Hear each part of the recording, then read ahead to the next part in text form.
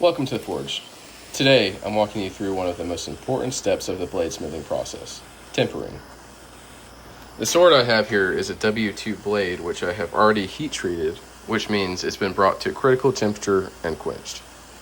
So, because of that, it's very high hardness level, but also very prone to snapping or cracking if I put too much effort on it. So what I'm going to be doing here is tempering the blade, which takes some of that hardness out and introduces some durability to the blade.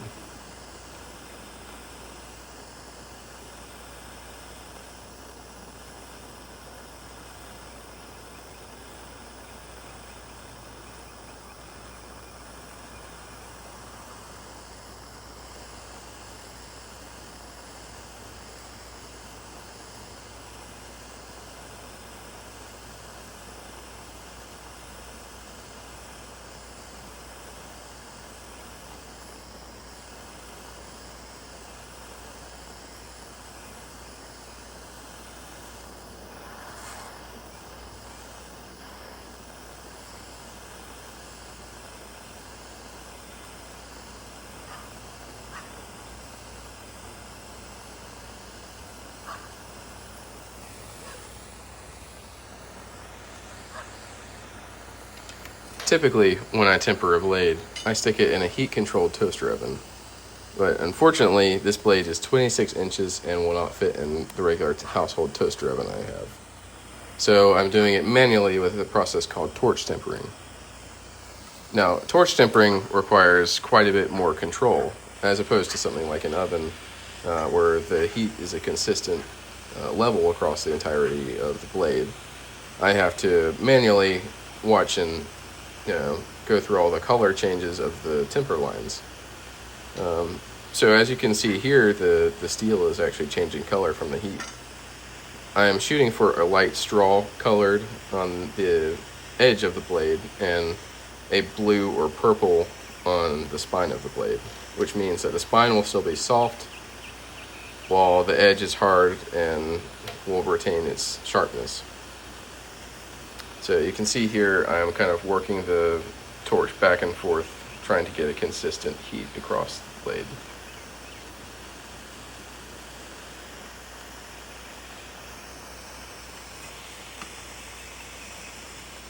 And this is something I've actually learned the hard way, that if you stay in the same place too long, you can ruin your temper very fast. And once you go far, there's not really an easy fix other than to reheat treat the entire blade and start afresh.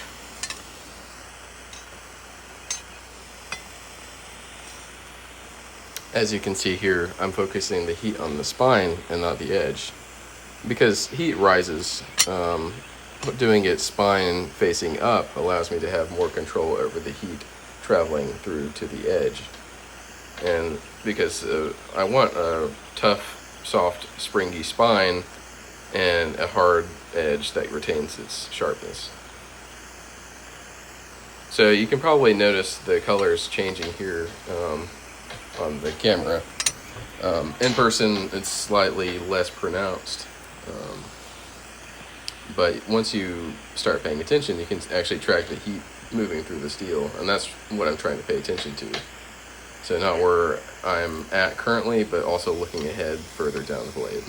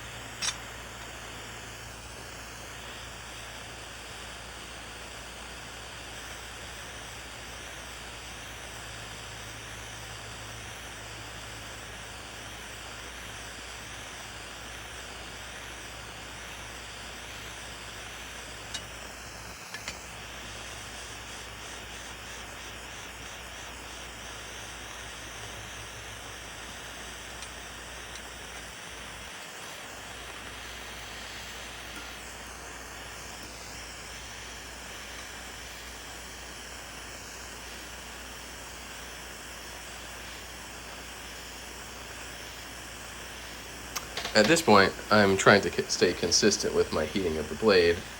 The same movement, the same speed, same distance. Just trying what I can not to rush the tempering process, because I don't want to get the edge too hot, and I want to make sure everything is a nice even temper.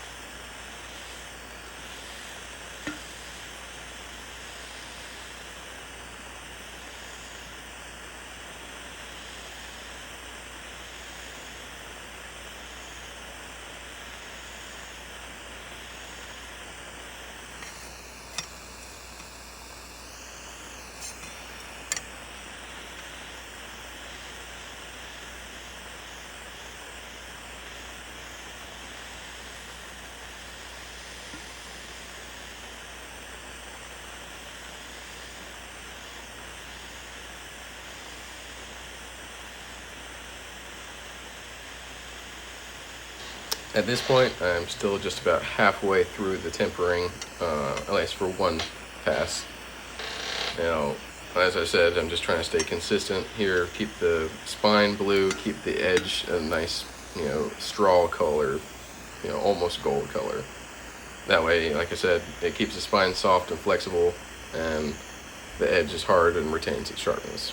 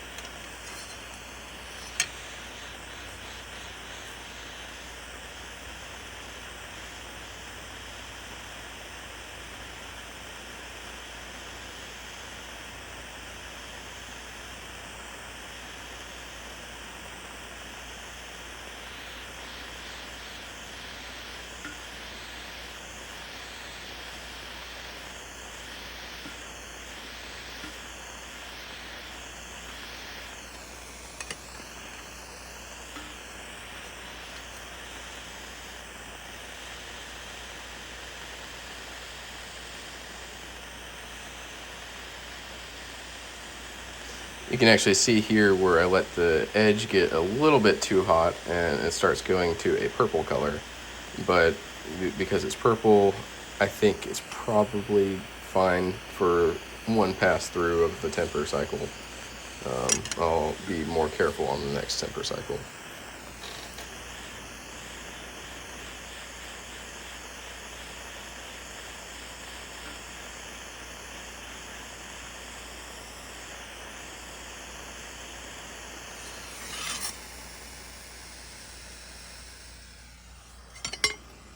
I've run out of daylight, so I've had to flip the blade around where the camera light's facing, just so I can see the color changes a little bit better and it's easier to pick up on camera.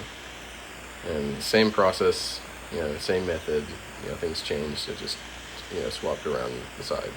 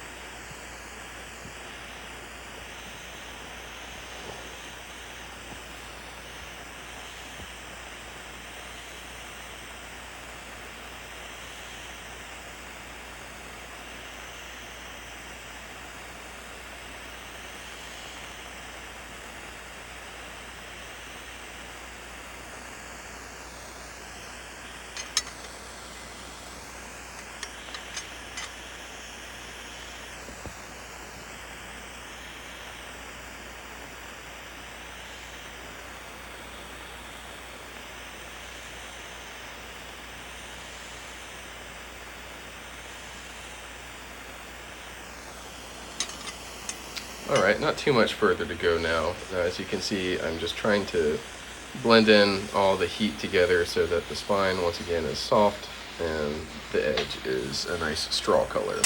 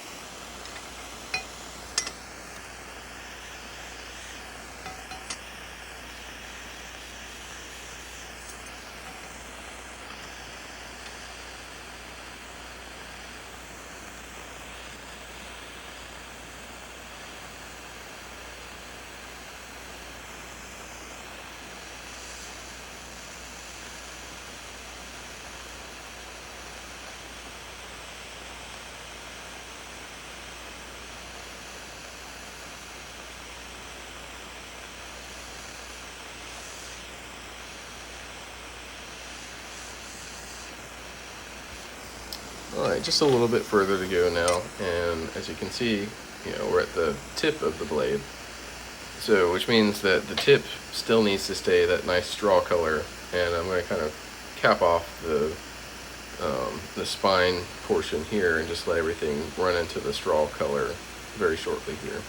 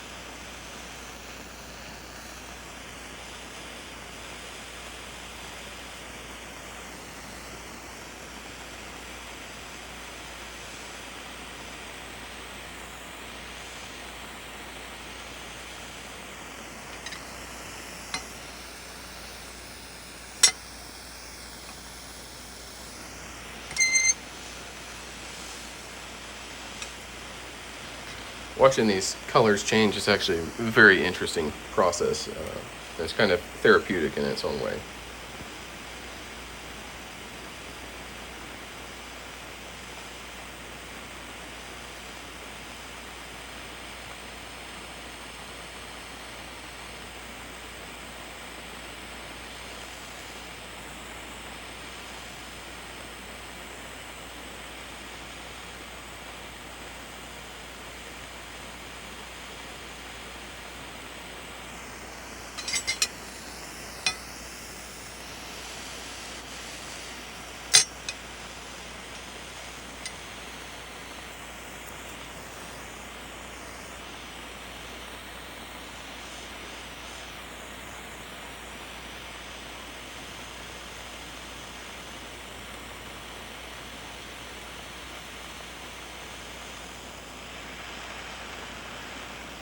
All right, that's the temper. Now, it's not a perfect temper, but it is solid. And like I said, going through it again with a second pass, making sure that the edge doesn't get any darker than the straw color will help things out a lot. Now, there's still a long way to go with this blade, but this is progress. If you want to follow the journey along, don't forget to like and subscribe.